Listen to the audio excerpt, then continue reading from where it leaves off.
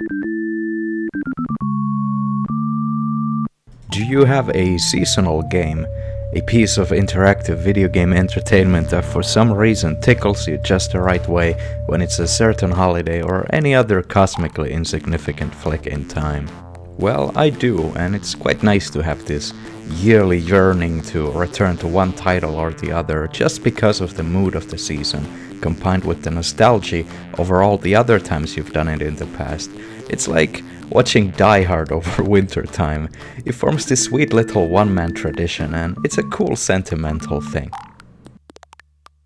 Well then, seeing as the barrier between the spirit world and ours is enfeebled this time of the year, let's take a look at Monster Bash, published by, you guessed it, Apogee, and this is, in my opinion, one of their very best. It was developed by this guy by the name of Frank Madden and released in April of 1993. Prior to Monster Bash, he developed the 91's Apogee platformer Crystal Caves. It looks a little rough, but it plays well for its time, and it's fun even today. After Monster Bash, he moved on to co-develop Shadow Warrior, and I imagine roughly anyone watching this is familiar with the Wang. And all in all, it's not a bad gaming legacy to leave behind in the slightest. So, let's take a look.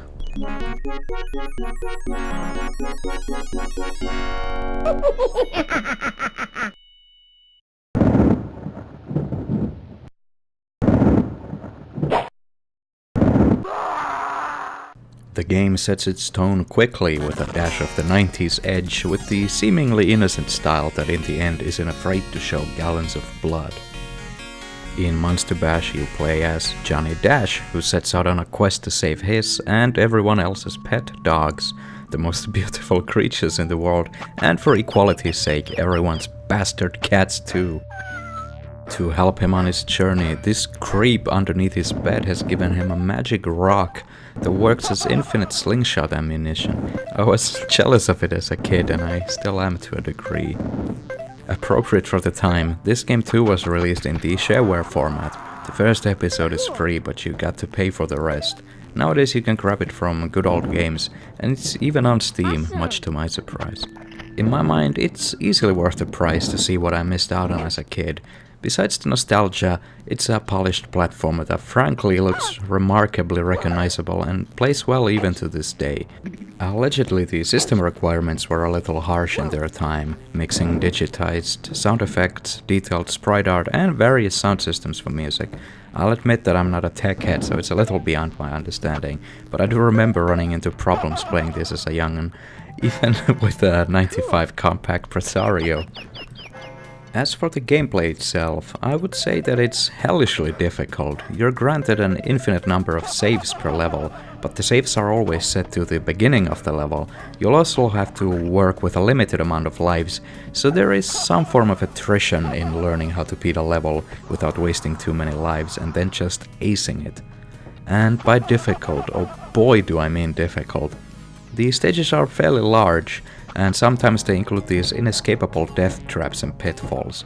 On top of that, the enemy variety is fairly large, even if they can be categorized into walk-at-you enemies and projectile enemies, sometimes a mix of the two, of course. Some also split while damaged, and others blow up when killed. And these environmental hazards are naturally there too, from these hands in the wall that throw knives, to spikes, fire pits, and the many exploding heads of Satan.